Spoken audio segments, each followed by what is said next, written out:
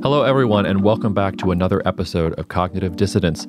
As usual, I'm your host. I'm Jacob Shapiro. I'm the Director of Geopolitical Analysis at Cognitive Investments, and I'm also the Chief Strategist of Perch Perspectives. Before we dive into this week's episode, a little bit of a housekeeping note from me.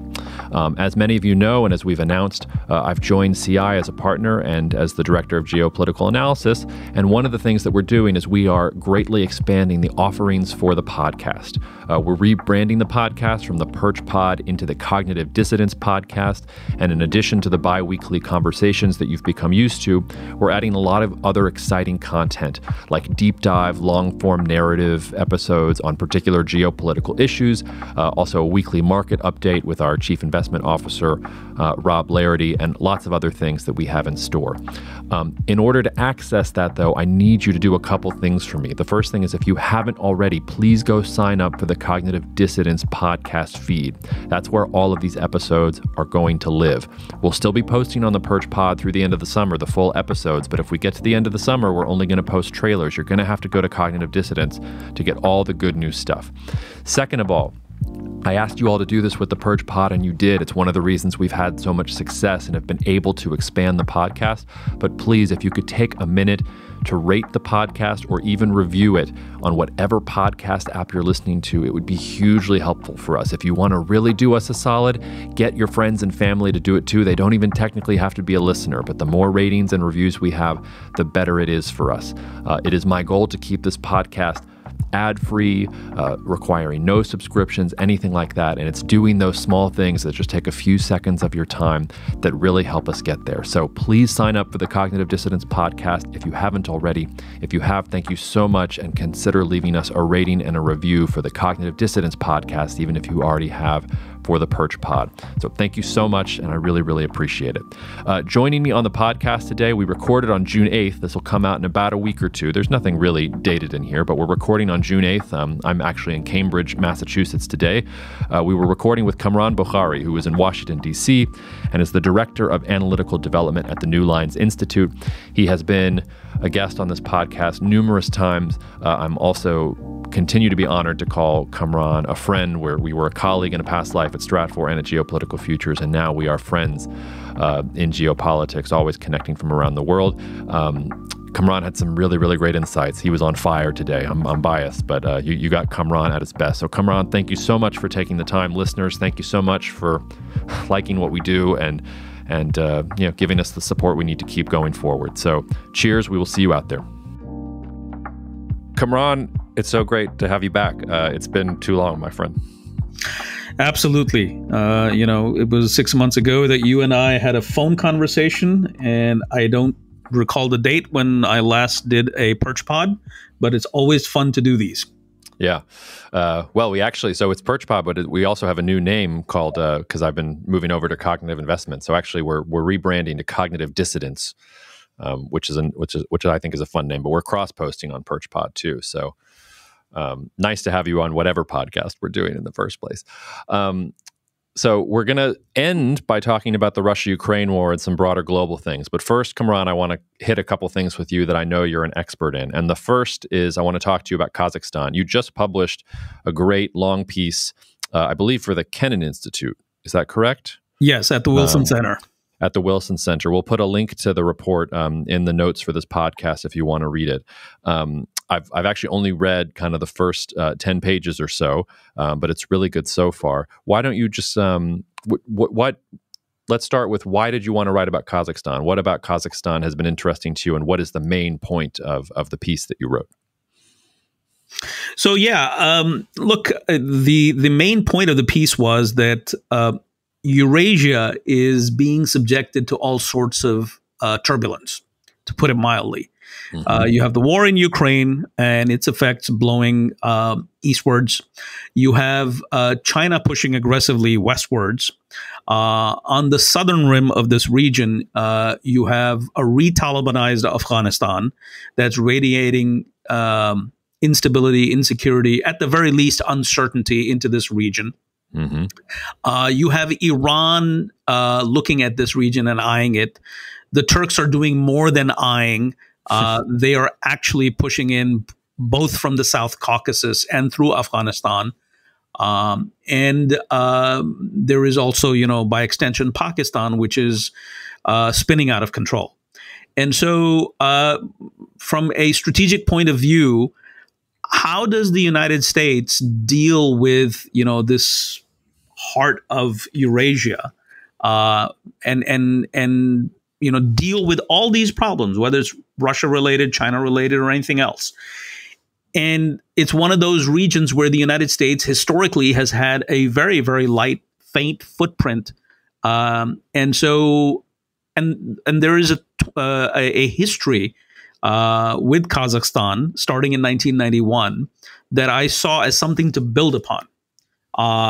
The energy investments, the efforts to denuclearize or do nuclear non-proliferation, with Kazakhstan giving up weapons and the U.S. involvement with that.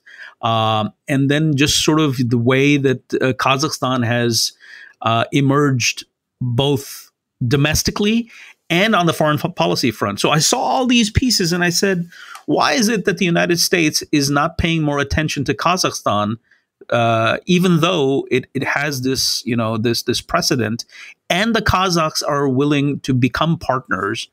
And that is the point that I'm trying to make here, is that we have a history. It can be built upon. And why aren't we doing it? Because we need it. If we're going to deal with China, if we're going to deal with Russia, we need to be able to have this relationship with Kazakhstan. And that was sort of the whole purpose behind jumping on this project to write this report. Yeah, let me play devil's advocate a little bit on two major points. The first one I want to ask you about is, obviously before the Russia-Ukraine war in January, Kazakhstan had major political protests, and the Russians rolled into Kazakhstan and basically subdued them and went home. They probably, I wonder if what they did in Kazakhstan made them overconfident that they were going to be able to treat Ukraine in much the same way. Isn't there a close relationship between this Kazakh government and the Russian government? Is Kazakhstan going to be a version of Belarus where it's looking to Russia as the power that guaranteed that government going forward? Are they more pragmatic than that? Talk to me a little bit about what happened in January and how that affects the point you made about U.S.-Kazakh cooperation. Excellent question. And there are two parts to it in terms of how I will respond. Number one is the domestic situation. So look, when we deal with a country like Kazakhstan, when I say that Kazakhstan shows promise, it can be a decent partner for the United States. I am not assuming that this place doesn't have its problems. It does have its problems. Every place that we work with has its problems. And this is a place where, again, we have not engaged with it like we've engaged Latin America, like we've engaged even Africa, much less the Middle East, and then, of course, East Asia.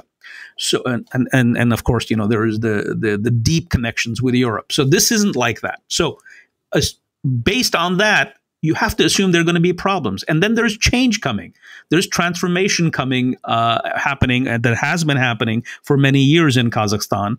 Nursultan Nazarbayev, the founding president, was 80 years old. He had to pass the baton, but he wanted to hold on to power. And while he shared some of it with the new president, Mr. Tokayev, and therefore that creates issues. You want to hold on to power, but the country needs to move forward. And with economic prosperity and with Kazakhstan engaging the world and increasingly engaging the world, its people going overseas and getting educated, that has implications. And that implication is most obvious when we look at what happened in the winter unrest in January. People have expectations that they're going to have a greater say in how the country is governed politically and economically. So those problems are going to be there. But I think that that unrest did not alter the trajectory that Kazakhstan has been on, and I'll tell you why. First, to go back to the Russian, intervention, which was 5 days long. So if you take 1 day to send in troops, there were only about 2,500 troops. A majority of them were Russians, some Belarusians, and from other CSTO nations. It was a small task force. It was not allowed to engage the rioters or the protesters. It was mainly to guard government facilities and expand the bandwidth of Kazakh security forces as they dealt with quelling the violence. I mean, there was the genuine protests that they had to deal with, but then there was an intra-elite feud going on that manifested itself with the use of weapons, with the use, with violence, arson, and all that activity that we saw. So that was not done by the Russians. And if you were in and out in 5 days, it takes you 1 day to bring in through your drop in there through your transport aircraft, and then 1 day to depart. So you were on the ground for roughly 3 days or something like that. So it was very clear that was more symbolic. My argument is, and this is something I wrote in a Wall Street Journal piece this past Sunday, that was more of a signaling on the part of the elite around Tokayev. Let's just call them the new guard, and signaling to the old guard who didn't want to give up power that Russia is not going to support their efforts to hold on to power. The other thing is, we have to assume that Putin was already, gearing up to fight in Ukraine because this is a month away. Before the war in Ukraine. From his point of view, this is the last thing he wants to see, like a colored revolution taking place on his rear flank while he's dealing with, the geopolitical effects of the Maidan uprising in 2014 that really flipped Ukraine towards the West. So he's trying to claw that back. He has this problem. That would explain why it was only 5 days. So I think there's a misunderstanding here of what the Russian role was. If I had to sort of guess, I would say that Putin said, you know what? I'm so glad this isn't so bad as we thought. Now I can go back and focus on the war in Ukraine, or the war that he intended in Ukraine at that point in time. So I think there are problems. There are always going to be problems. We tend to, when we in the West want to look at or measure progress towards political economic development and reform or democratization or market reforms, we skip the incremental parts or the stages. We look at it as an endpoint or an end state and as a condition as opposed to a process. And therefore, we don't get impressed, and we're always worried about, yes, there are human rights violations. Yes, they're being very incremental in terms of how they are, extending people the ability to participate in the politics of the country. But that's a given. I mean, that's the non-linear, slow, uncertain path from a Soviet system or a post-Soviet system towards something resembling a more free political system or a relatively more free political system. And it's a process. It's going to take years. Does that mean that we wait for them to mature and then we go and do business with them? The universe would have collapsed by then. Okay, well, I think you've killed that devil. Let me raise another devil's advocate, though.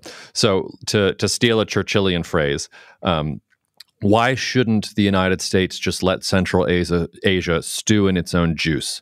Which is to say, the United States only just, after way too long, got out of Afghanistan, realizing that it really couldn't do anything there or assert itself in any meaningful way. Would it not be better for the United States to just let Russia and India and Pakistan and the Taliban and China all square off against each other and keep each other busy and annoy each other, and for the United States just to sort of take a step back and say, great, like here's an area where Russia and China will not be on the same page. Here's an area where all the things that are happening in Afghanistan that hurt U.S. interests actually help U.S. interests because it's going to prevent any one power from dominating the region. Tell me why that's not the smart geopolitical approach. Well, for a number of reasons. Number one is that as the Russian footprint is receding from this region, the Chinese are filling that vacuum.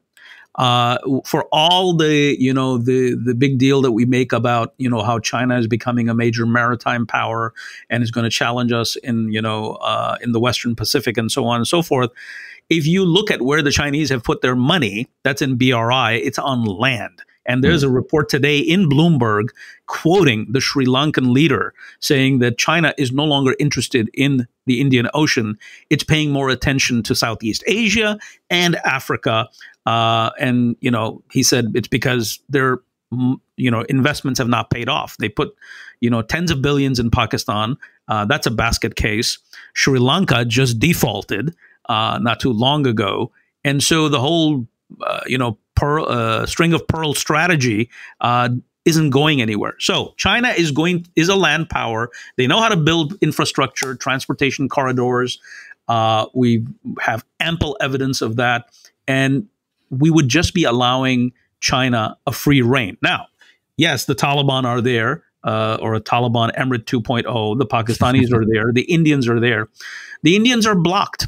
There's a massive Pakistan that stands between them and Afghanistan. So they're still figuring out how to get back into Afghanistan, one that is ruled by the Taliban, even though the Taliban last week, gave an interview, of all people, the son of Mullah Omar, Mullah Yaqub, who is the defense minister, gave an interview to an Indian television channel saying, we want good relations with India. So they want good relations. Can they have them? That's a separate thing. So India is not there. India is already, behind in terms of competition with China. The Iranians have a lot of hoops to go through before they can play, and they will play.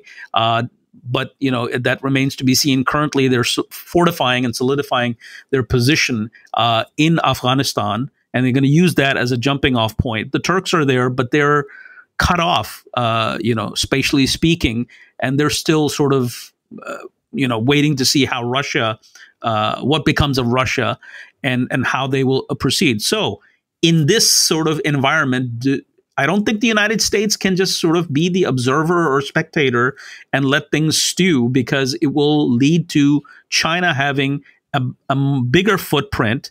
And we will be without options. And I think that it alone, for me, means that we need to change strategy. As for Afghanistan, look, we're not gonna win wars. Iraq and Afghanistan have demonstrated that.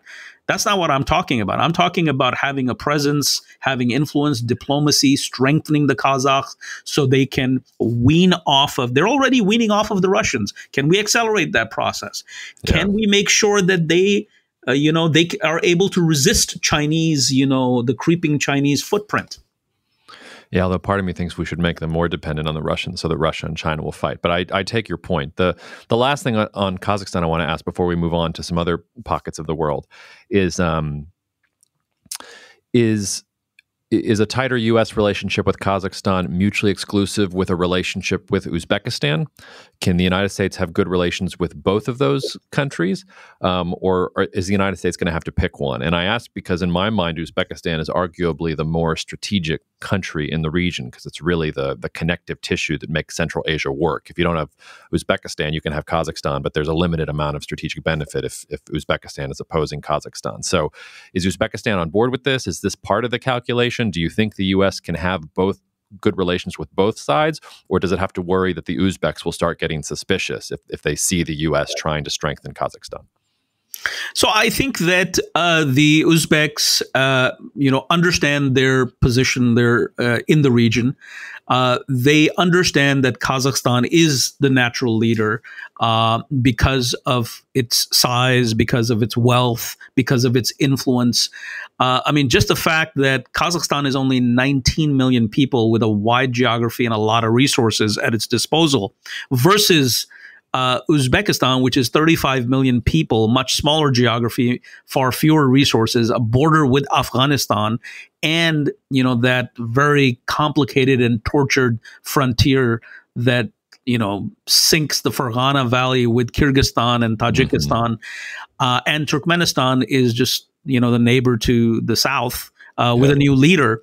So the Uzbeks would welcome U.S. attention. And I think there's enough sort of a regional connectivity, if you will, intra-regional connectivity, at least between the Uzbeks and the Kazakhs, because they're the two big powers in the region, that I think this will work. I don't think the Uzbeks are going to be upset at this. Obviously, they want to know what's in it for them. How do they benefit from it? And the U.S. cannot achieve its strategic goals with just limiting itself to Kazakhstan. Kazakhstan is just sort of like, that it's better prepared to partner.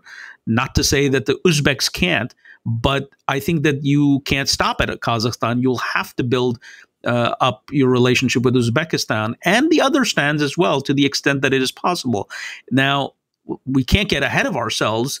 That's why I say first Kazakhstan, because it is at a point in its development, and it has shown willingness to and interest to partner with the United States in a far greater way than we've already done since we recognized our independence in 1991. I think I might disagree with you that the Kazakhs are the natural leader of the region. I'm more sympathetic to Uzbekistan as being the leader, but I take your point there. It's all well said. Let's move away from Kazakhstan for a second, though, because those population figures are a great segue into the next topic I wanted to ask you about, which is Pakistan. And I am, to be frank, embarrassed about my lack of insight or awareness about Pakistan, because we're talking about a country with over 200 million people with nuclear weapons that really shapes a lot of things in the Indo-Pacific that I don't think we talk about nearly enough, and I certainly don't talk about near enough. There's a lot of talk about India, and we just sort of forget that there's a 200 million person Pakistan sitting right next door. You're obviously from Pakistan. You've thought about it a lot, and there's been a lot of turmoil there in general. So tell me, where should we start with explaining to the listeners what's happening in Pakistan right now? Because it feels like there's some pretty major political changes, and that Pakistan is one of these countries that is going to be particularly exposed to higher energy prices and higher food prices, and that we're already seeing that in the political unrest that's happening. So I think that we're at a point where Pakistan is in uncharted waters. Pakistan has always been problematic, going back decades, but it's never been this bad. And I'll tell you why. Number one is that the economy has hit rock bottom. The reserves are, somewhere in the neighborhood of 6 to 8 billion right now, which covers roughly 1 month of imports. The price of energy has gone up. The exchange rate with the dollar, the rupee has gone beyond 200 rupees to a dollar. I heard yesterday that it could go as high as 250. Inflation is going through the roof. And the last 4 years have been, basically quite destabilizing for Pakistan in a way that we haven't seen in the past. In 2018, Imran Khan and his political party were brought to power by the military establishment through a careful, if you will, electoral and engineering campaign. And not that the military hasn't done this in the past, but this time around, it was thought that this is it. This is the partner, the civilian partner that the military has created that it has no differences with. And there was this, quote, same page, unquote, reference time and again given that, the civilians and the military for the first time in the history of the country are on the, quote, same page. And that was repeated over and over again. It was openly referred to as a hybrid regime in the official discourse. And so things were looking great. The civil military tensions, at least from the point of view of the military, had been resolved. And all those, rowdy civilians who did not follow the lead of the military, whether they were from the party of former Prime Minister Nawaz Sharif or from the assassinated leader and former Prime Minister Benazir Bhutto, they had been set aside. But the problem was that Imran Khan did not perform, and his party, tanked in terms of its performance to manage the economy because, quite frankly, Imran Khan did not led a social movement that was against corruption, very idealistic, big promises being made. He is a populist, and he had no plan for governance, even though a lot of the so-called technocrats and other usual suspects that you've seen sort of cycle in and out of various governments. In fact, there was, if you go and compare it to the cabinet of Musharraf and the cabinet of Imran Khan, it's surprising to see so many similar faces in both governments.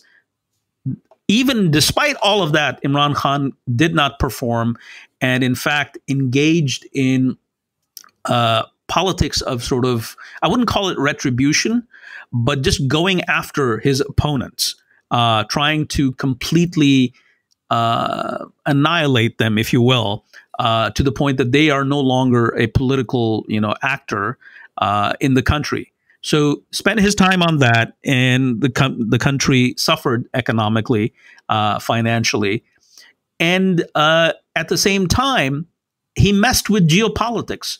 He,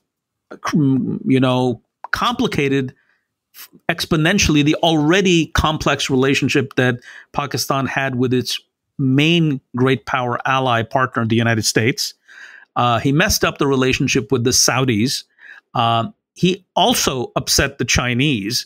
And of course, it was on Imran Khan's watch that we saw, the Indians and the Pakistanis use air force against each other for the first time since the 1971 war. This was in February of 2019. So this alarmed the top brass, at least the army chief and his top associates, that, hey, did we do something wrong here? Did we get the wrong guy in the most important job in the country? And they were counseling him, trying to get him to sort of see their logic, but he wouldn't have any of it. And in the end, they decided that, this is just too much. We can't be supporting something like this because we're getting blamed. For the first time in the history of the country, the common man started to call out the military for foisting this person on the country, and they were held the military responsible for. As you know, in any country where the military dominates politics, the civilians are fall guys to insulate the military from any public critique. That was the case in Pakistan. But in the last 4 years, that was shred to pieces because people in the heartland, in the military's own heartland of Punjab, the core province of the country, people were openly, and there's, of course, the social media effect, criticizing the military, and main opposition leader Nawaz Sharif came out, thunderously in a rally a few years ago, calling out the army chief and the head of the ISI by name, and that created a social wave, and it became, kosher, if you will, or halal to go after these people. And so the military did distance itself and decided enough was enough. And then Imran Khan also, got into an argument, a quarrel with the army chief over the appointment of the chief of intelligence. This was last summer, and late summer, early fall. And they were looking at Afghanistan, and they were looking at everything going south. And they said, you know what, we need to pull back. And if the opposition can engineer a vote of no confidence against Imran Khan, then so be it, because this is detrimental to our institutional imperatives. This is detrimental to the national interest. And so we're still in that storm. We're 9 months out from that process that began late last summer, early fall, and we're still reeling from it. And with Imran Khan now having turned against the military for the first time, sorry I'm taking too long, but I wanted your listeners to actually go through sort of, the context here. For the first time now, there is a discernible divide within the military leadership between those who are still very sympathetic to Imran Khan because they hate his opponents, or you just don't want them anywhere near governance, and those who are let's say pursuing a realpolitik approach where they're saying, yes, this was our guy, but he's now biting the hand that fed him. So we need to distance ourselves and, become, quote, neutral. In fact, the word neutral and neutrality has become a joke in the country. People have become cynical because the military used it. And then the military spokesman said, no, neutral isn't the word. We're apolitical. So I'll stop right there. Well, first of all, when you say that Pakistan's hit rock bottom, I start to wonder if there's an opportunity then, because if it really has hit rock bottom, I mean, there's a lot of potential in Pakistan if you can get through the storm. But the question I wanted to ask was, and maybe this is just a semantic thing, maybe, and you'll tell me this. I mean, Imran Khan was removed constitutionally. The military didn't take him out. Correct me if I'm wrong, I believe it was the first time that a Pakistani leader was removed via the constitution, via the actual political process. Now, maybe you're going to tell me that the military is behind all that anyway, so it doesn't really matter. But was there any part of the way that Imran Khan was kind of defeated in his attempt that gives you some optimism that there might be progress? Is there any scenario in which Pakistan emerges out of this maybe a little bit stronger and more coherent because it's actually facing some of these issues that it's just kind of let marinate for so long? Or are we at the beginning of what you think is going to be a very messy process and we should be worried about, all other kinds of instability coming from these fighting factions within the Pakistani government? You always have such great questions. So, yes, you're absolutely right. So there is opportunity here, and you're absolutely right that for the first time in the history of the country, a prime minister was removed through a constitutional process. The military's involvement, to the extent that I can discern, is that they just stopped supporting the prime minister. What does that mean? That means is that all those allied political parties were told that they are free to decide who to support. And there was no pressure from the military on them to continue to support Imran Khan in parliament. Hence, the numbers that the opposition was able to cobble up, the magic number of 172 to, successfully remove him through a vote of no confidence. So there is no military involvement in that. In fact, the military, I would argue, really sort of took a step or a couple of steps back and said, hey, you know what? We've been holding this together because we have been influencing this from behind the scenes. Let's just pull back. And this is probably the neatest way to get this, toxic situation under control and remove Imran Khan, because he's not listening. He's continuing to, even while being prime minister, he's behaving like an opposition leader who's just sort of engaging in, the populist rhetoric. There's so many similarities between how Imran Khan has behaved and how former President Donald Trump behaved here in the United States. Donald Trump refused to accept the election of 2020. We had January 6th, the rioting there. We've had something similar in Pakistan. I would say it's probably more egregious, where Imran Khan came out and basically accused a sitting Assistant Secretary of State for South and Central Asian Affairs at the State Department of being the mastermind of a coup against him. And adding more, fuel to the fire that is U.S.-Pakistani relations. And so Imran Khan went after the judiciary, went after the military. Never have we seen a sitting army chief being ridiculed and literally cursed out on social media. All of this was the information operations capability that Imran Khan had developed over the years. Because you have to understand, his constituency is the urban youth, urban educated middle-class youth that is very tech savvy. And this was his strong point, his ability to capture the imagination of these people and get them to actually mobilize and put together a very sophisticated information operations campaign. So I think that shows that there is hope. I mean, the other thing is that Imran Khan refused to allow the vote of no confidence to take place. Everybody was thinking that if this continues, if this standoff continues, then we're going to look at a military intervention, a direct military intervention to do a reset, if you will. Nothing of that sort happened.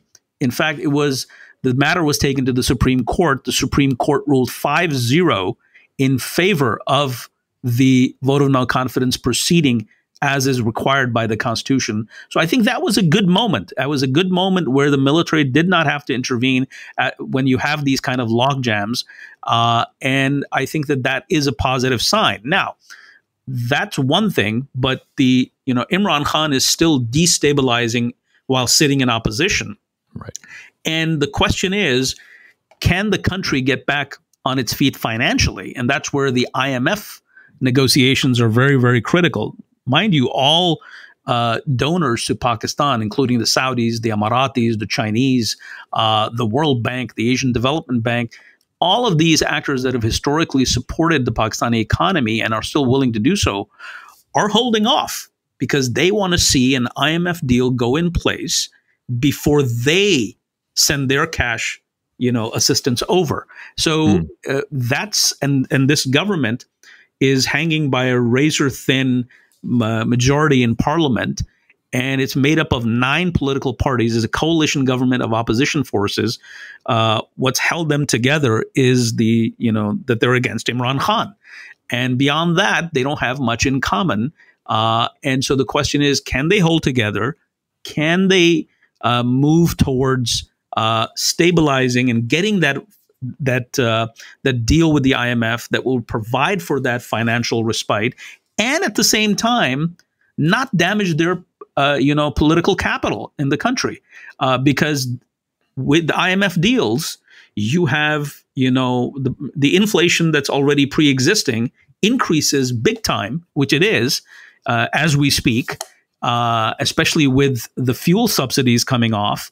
And so that's going to hurt this government and its constituent political parties.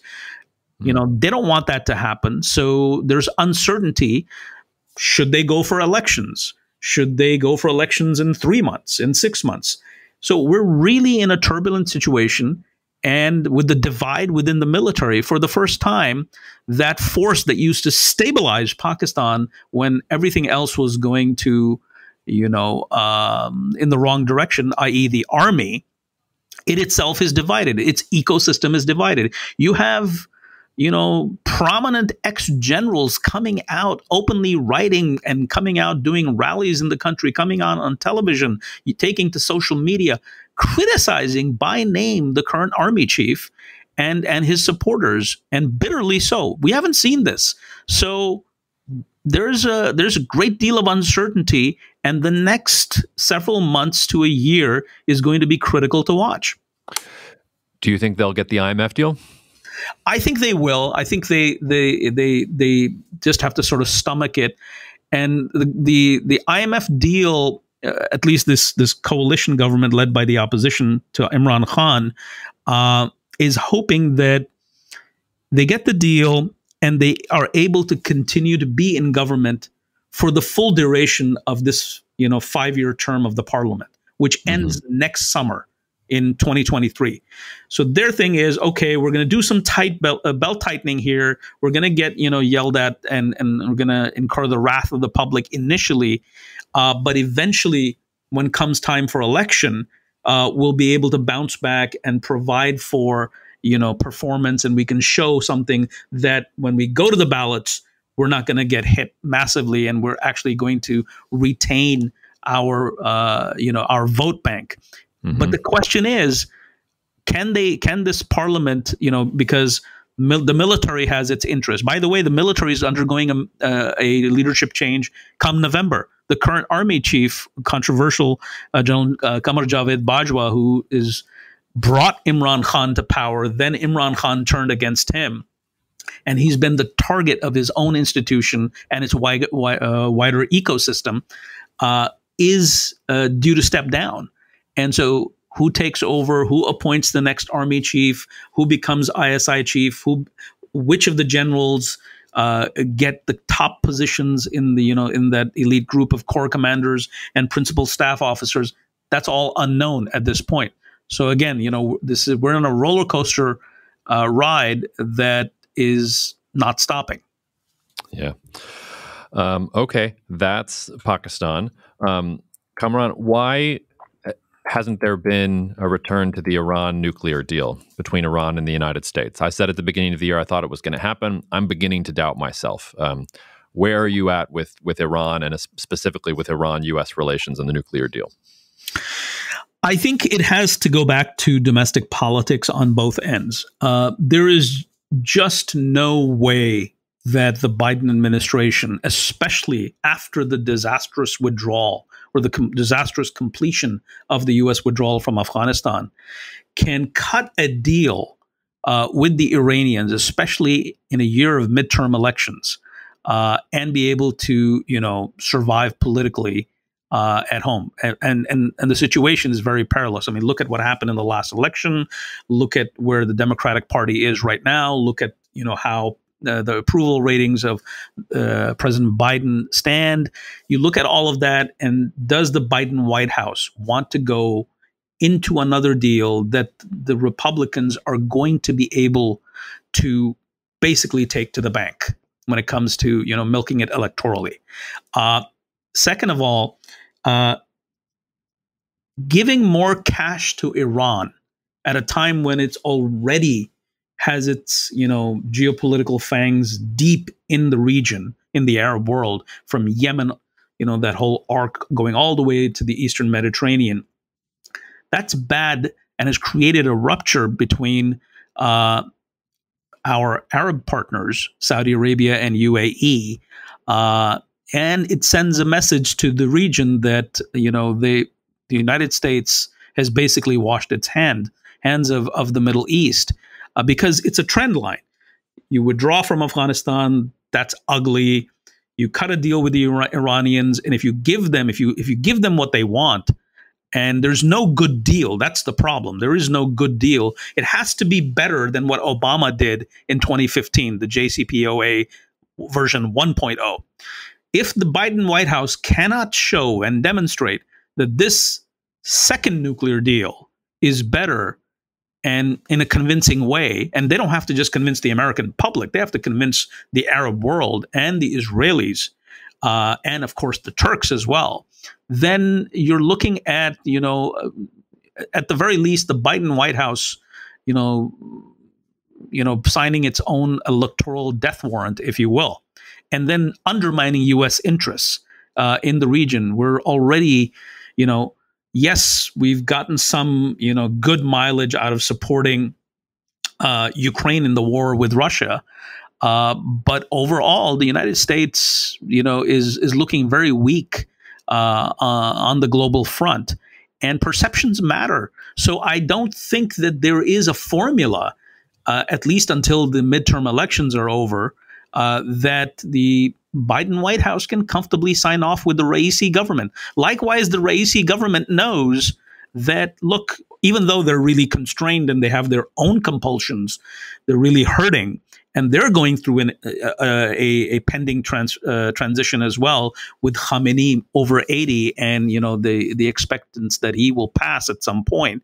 So, but they know and that the U.S. is in a bind, and they're trying to milk this, so they're not budging and compromising. And then there is the question of the Revolutionary Guards. Do we keep them on the prescribed list of terrorist organizations, or do we let them go? If you let them go, like I said, it'll be really bad politically for the Biden White House. If they don't, there are others. I'm from what I've heard is that the Biden White House is being told, or at least advised, that look, the age of the clerics is over in Iran. You don't want to, annoy or not engage with the guards, because they're going to be running Iran down the road, and you don't know how quickly that can happen, because nobody knows the actual state of the health of Khamenei. That's a depressing answer. Geopolitically, let's get away from the political constraints for a moment, because I think you're right about a lot of those. Is it geopolitically smart for the United States to try and get the Iran nuclear deal back up, or has that ship sailed? I think that there is no good solution. I don't think that it's smart in the way it's being done, because whether it's the Obama JCPOA or whether it's the efforts of the Biden White House, and we can include what President Trump was trying to do with his policy of maximum pressure, I think that there is no solution to a deal on the nuclear issue that does not allow Iran to be more empowered in the region. So nobody's really addressing the issue of the imbalance of power in the Middle East. Yes, we talk about the ballistic missiles, and we pay lip service to the idea of malign Iranian interference in the Middle East, but that's about it. We're still so focused on the nuclear aspects that, hey, can you stop enrichment? Can we not get you? Can we push you away from breakout? We're so much into that nuclear space that, quite frankly, we're not looking at Iran geopolitically. It's almost as if we're sort of looking at it tactically and only from the lens of nuclear weapons.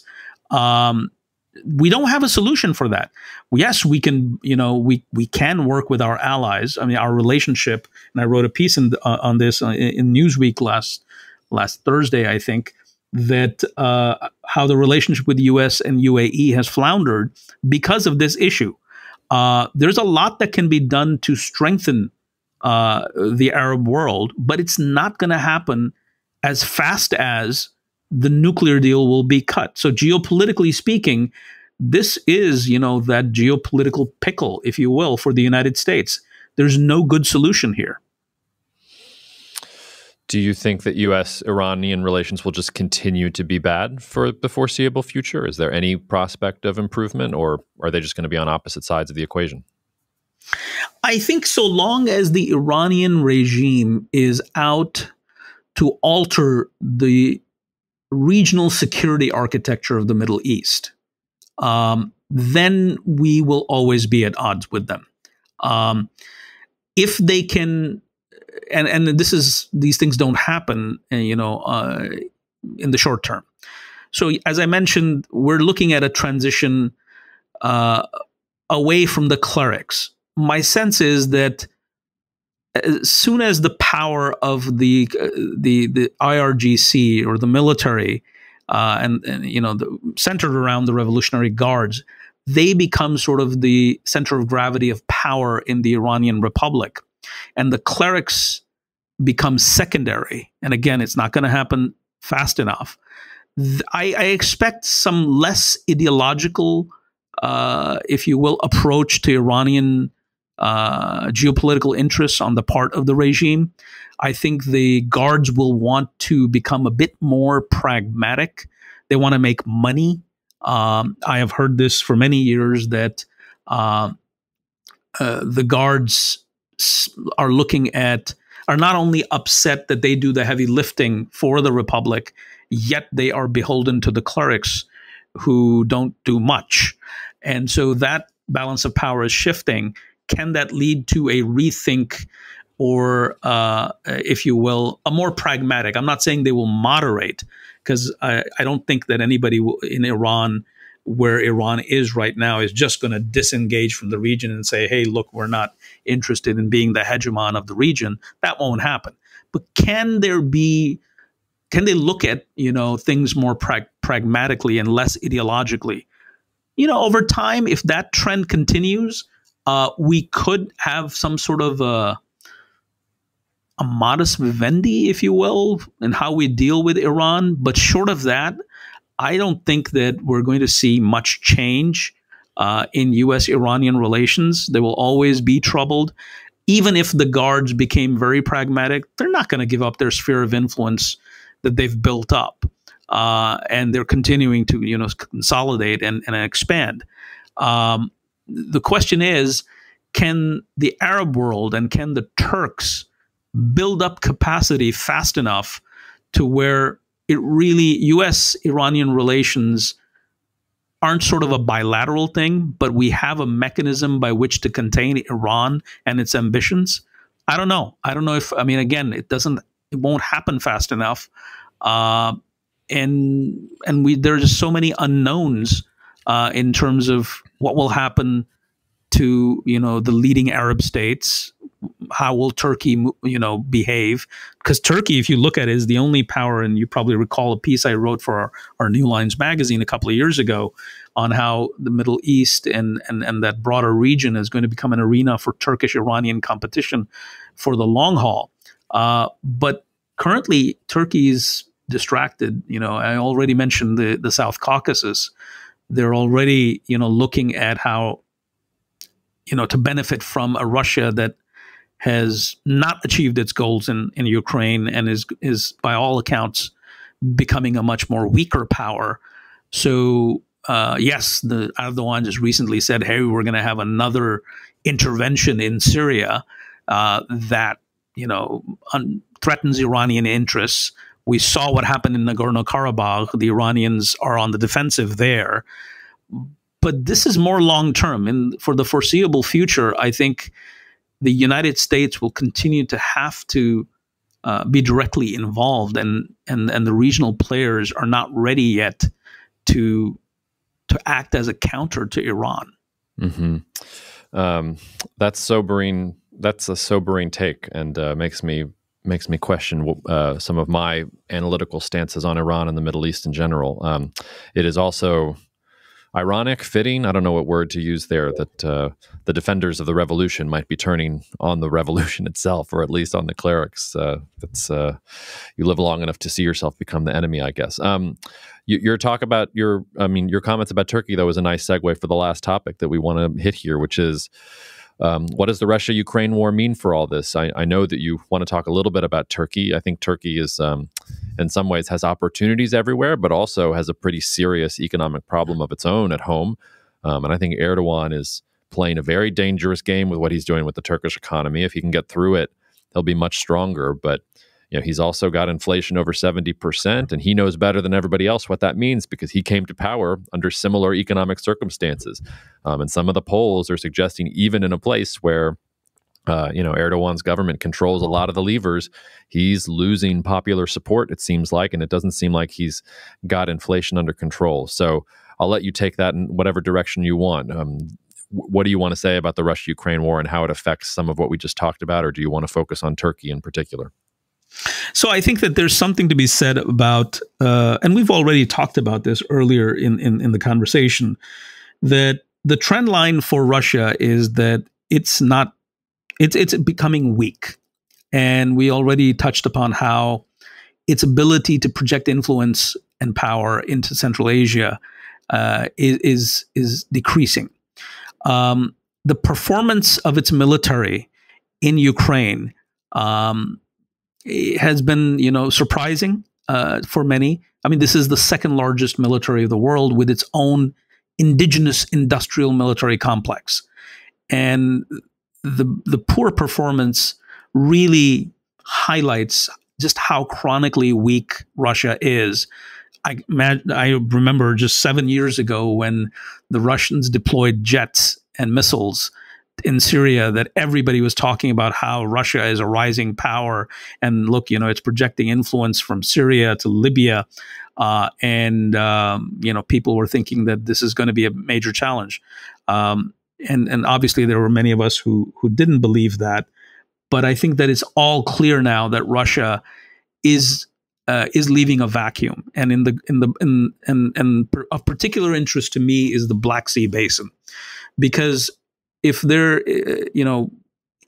Russia cannot project influence, if it's been weakened, and there's been tremendous amount of conversation in the open sources about why that is the case, because of the sanctions, because of the way that the United States and its European partners are arming the Ukrainians, and how the Ukrainians have really resisted and withstood the pounding that they have received.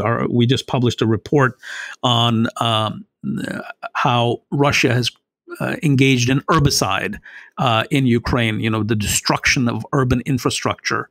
In other words, Russia can wreck Ukraine, but I don't think it can control Ukraine. And I think Putin's best days are behind him, and this is a downward spiral. and there's going to be some evolutionary regime change in the Kremlin in the not too distant future. So if that's happening, then what becomes of the Black Sea Basin? The other power that's already sort of, flexing its muscles is Turkey. And Turkey did that in December of 2020 in that Nagorno-Karabakh war that really completely altered the battle space in NK, where Armenia had the upper hand and Azerbaijan was the defensive player. If we go back to the last war in 1994, and that whole landscape shifted because Turkey supported the Azerbaijanis with all sorts of assistance, particularly drones that really played a pivotal role in the Azerbaijanis conquering a large part of territory of Nagorno-Karabakh that was in Armenian hands for many years. That happened, because the Russians didn't intervene or couldn't intervene. In other words, Turkey punched through an area that was very firmly within the Kremlin sphere of influence. That by doing that, they demonstrated that they are able to project power. And one has to assume, it goes without saying, that there's no way that the Turks are not looking at what's happening to Russia as an opportunity to basically reverse what happened in the 18th century when the Ottoman Empire lost all its holdings in the Black Sea Basin to the Russian Empire. And so are we there yet? No, but I'd like to take a look at over the horizon. It may be that Turkey does not control territories in the way it did in the medieval era, but it will have a lot of influence.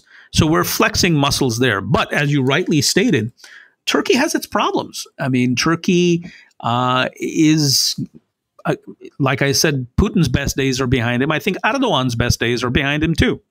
Mm. He's gone as so far as he could. He's basically alienated a lot of his former comrades who are now forming, their own political parties. These are stalwarts of the Justice and Development Party that Erdogan has led. And nobody lasts forever. Once he's no more, then the question is, what happens to the Turkish Republic?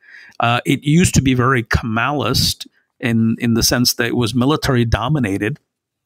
Will the military resurrect its influence in the political system? At the very least, the AKP's, if you will, control over the share of the electorate. We're already seeing that dissipate. So we're going to see a return to sort of an era of coalition governments. And so then under that domestic political situation, which would have its hands full with trying to revive the economy that Erdogan has wrecked in the process of, building, his own vision of Turkey. Then how does that shape Turkey's geopolitical behavior? They thought that they would have a better standing in Syria. They don't. Yes, they've seen success in the South Caucasus. To what degree can they expand into the Black Sea Basin with Russia sort of retreating, if you will, or weakening? But then there is this strange behavior that has been taking place over the last few months with the, if you will, complete U-turn on the part of Erdogan as far as the Arab world and the Israelis are concerned. He's been going out, meeting with the Saudis. He's traveled twice since February to UAE to reestablish those relationships. He wants to have a better relationship with the Arab world and Israel. So that tells me that he's mindful of the constraints that his country is in financially and, in general, geopolitically. So again, Turkey is going to be an interesting place to watch, both domestically and regionally. And in multiple regions. You have the Arab world, you have the Black Sea Basin, you have the South Caucasus, and even Central Asia, as we discussed earlier. So Turkey is another player that's sort of spinning in ways that we've not seen.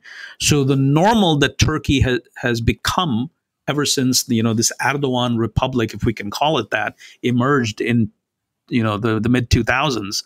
I think that's about to change. I think that we should be looking at a post Erdogan Turkey. Well, I'll get you out of here on this. The last question: will Erdogan be the political leader of Turkey on January 1st, 2024? You're asking me to forecast the physical lifespan of a political leader. It's very difficult to do that. Look, well, no, that's a good point. Let's assume he's healthy. Assuming that he doesn't have a heart attack or doesn't have some kind of health problem, will Erdogan be the leader of Turkey, whether that's president or behind the scenes or whatever? Will he be the one calling the shots on January 1st, 2024? I think that it's possible that he might be the leader of Turkey. It is possible. In fact, I would say it's even likely, but I don't think his power would have been clipped. Everything depends on the elections next year. What happens to parliament. Obviously, he is secure as an individual in terms of holding on to the presidency. He's converted the system from a parliamentary democracy into a presidential system with him at the helm, and the country has become increasingly autocratic. But he can stay at the helm for the next couple of years. But the question is, will he have the ability to shape Turkey the way he wants? We're already seeing that is not possible. I just mentioned how there's a complete U-turn in the attitude towards the Arabs and the Israelis. And I think he's reacting to the Abraham Accords. I think he's reacting to the fact that his economy has tanked severely, and he needs to reduce tensions and prepare for a world in which Russia is weaker, and a Europe that is dealing with Ukraine, a United States that's uncertain, to put it mildly, and there's Iran, and there's the domestic politics of Turkey. So I think that he can be leader. I can't see any reason why he absolutely won't be leader. But let's say, health continues to be as it is right now. But can he influence, and what kind of challenges will he face in parliamentary elections? How much popularity will there be? I mean, will there be some, foul play in the elections? Because that's what autocrats tend to do when they are out of sync with public sentiment. Will that happen? Can that happen in Turkey? I never say never, but it's going to be difficult. So I think that the political noose on Erdogan is tightening, so he can be there. But what good is it to be president if you are constrained? Yeah. All right, Kamran, this was great. Let's not wait another 6 months until the next time. Okay, my friend? Absolutely. All right. Cheers. Thank you so much for listening to the Cognitive Dissidence podcast, brought to you by Cognitive Investments. If you are interested in learning more about cognitive investments, you can check us out online at cognitive.investments. That's cognitive.investments. You can also write to me directly if you want at jacob@cognitive.investments. Cheers, and we'll see you out there. The views expressed in this commentary are subject to change based on market and other conditions. This podcast may contain certain statements that may be deemed forward-looking statements. Please note that any such statements are not guarantees of any future performance, and actual results or developments may differ materially from those projected. Any projections, market outlooks, or estimates are based upon certain assumptions and should not be construed as indicative of actual events that will occur.